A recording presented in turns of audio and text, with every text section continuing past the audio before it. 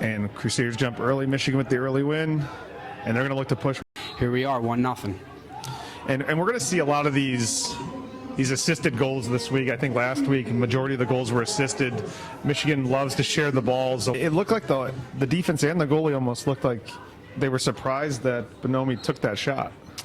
Yeah, I think they thought that ball was going to go through X. But here we go, face-off win by the Crusaders. And it is now 3-0 Michigan with 9:18 to go. Yeah, look to see Michigan continue to find that skip pass. That backside defender for Holy Cross is not getting into the passing lane, and the recovery is just not getting into the middle of the field and allowing those guys to fill back out. Michigan able to win the face-off after a little bit of a GB, and Bonomi shoots it just wide coming down the... kind of screwed some things up top with kind of their defensive package, and Michigan once again finding those skip lanes. And like we mentioned earlier, a little bit of smoke and mirrors. Really, the two-man game is just setting things up off the backside, as we have a great GB from number 47, Zach Johnson.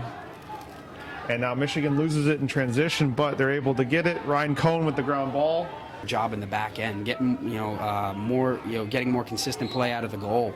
So those are some things that if they can do that, that might give them some success moving forward. Stepping into lanes and forcing defenders to go play them. Beautiful execution there.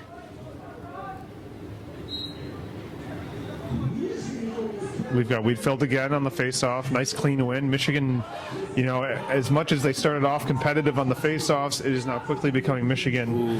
And Bonomi stuffed with a low-to-low by... I think it'll give them some momentum going into this quarter. Yeah, and they have yet to put a shot on cage. You can't score if you don't hit the cage. So Justin Wietfeldt in there again on the face. He was able to win the clamp cleanly. Bonomi can't quite get it. And then there is number 18, Schreiber, able to clean it up. And a nice little turnover caused by Holy Cross, and they get the first. And he's the guy that's making the Michigan offense go. They've got a tremendous amount of talent across the board, but he's definitely the one that stands out. It's not necessarily, most teams are taught to, play the initial dodge and slide well, and the recovery is just as important. Nick Rowlett back out on the face-off. He loses to Connor DePiero, and he turns it over immediately.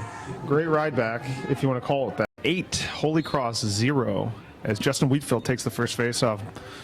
Bullies DePiero off the ball, and luckily, the GB gets knocked out. And that's a turnover on Michigan. And bury that. That was just an exceptional play. And we're off to the races here in the second half. Yeah, these Michigan players, Coach Turi has them all skating the field constantly. As Justin Wietfeldt, again, comes up with the clamp, makes the easy pass over to Schreiber, and Schreiber will kick it down to Cohen. Have to be really, really excited about moving forward as just a freshman, Aiden Mulholland from Manhasset on Long Island.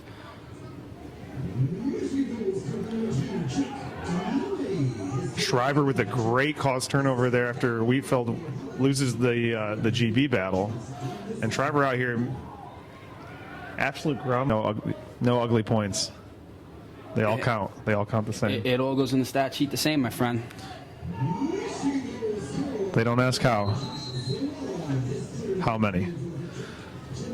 A little withholding on the whole. Go. Justin Wietfeldt taking a majority of the face-offs today. Nick Rowlett playing second fiddle a little bit.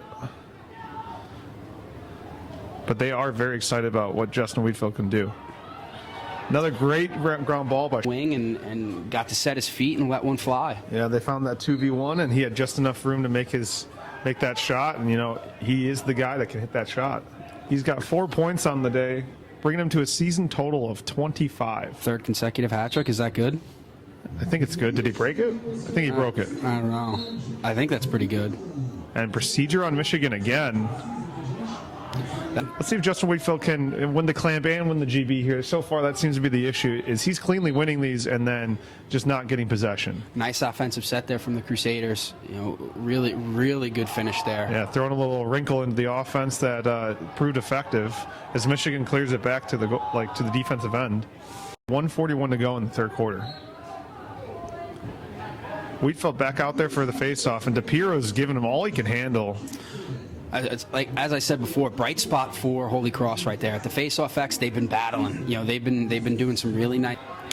Welcome back for fourth quarter action as Michigan leads 14-5 over Holy Cross. Justin Wietfeldt wins the face-off, wins the ground ball, and is hounded by Holy Cross. And he escapes. He's really proven himself to be quite the face. What do you expect from a guy who comes from North Carolina by way of the Hill Academy? He has that box flair to his game, that's for sure. As it's 15-2 Michigan. 13 minutes to go. Some of those looks, and whereas in the first half it wasn't quite happening. So there's definitely some things to build off of. Holy Cross definitely has a lot of pieces across the board. Yeah, the second half has certainly been competitive as DePiero pulls it out forward. Can't quite pick up the GB, but 20's got it. They slide to him late. Cradaville misses the cage, and they're going to give this ball. It's a great finish there. Great finish there for the for the Wolverines. And that makes it 16-3 Michigan. 11:26 to go. We've got Nick Rowlett back on the face. We do see some subs as Ryan Sullivan checks in for Josh Zawada at attack. The redshirt freshman out of Detroit Catholic Central now in at attack. And Rowlett with a cheeky little play is something else. Well, it's good to see it, just because it's just a nice way to see the game being played. They're sharing the ball, and I think in order to be successful at this level, it's really a team-based offense. And Coach Turry comes from a great coaching pedigree, and he's obviously putting that in play with the Michigan offense, and still realizing that they're still very young and they have so much talent. This is something that you're going to see for years to come, which is just it's great news for Wolverine fans, but it's bad news for everybody else in the Big And just Ten. think about it. They don't have what many consider to be their second best attackman this season in Bryce Clay. And assuming he comes back next year, they've returned all of their starting midfielders, all their second-line midfielders. That is their second man-up goal of the day. So you got to be pleased with that.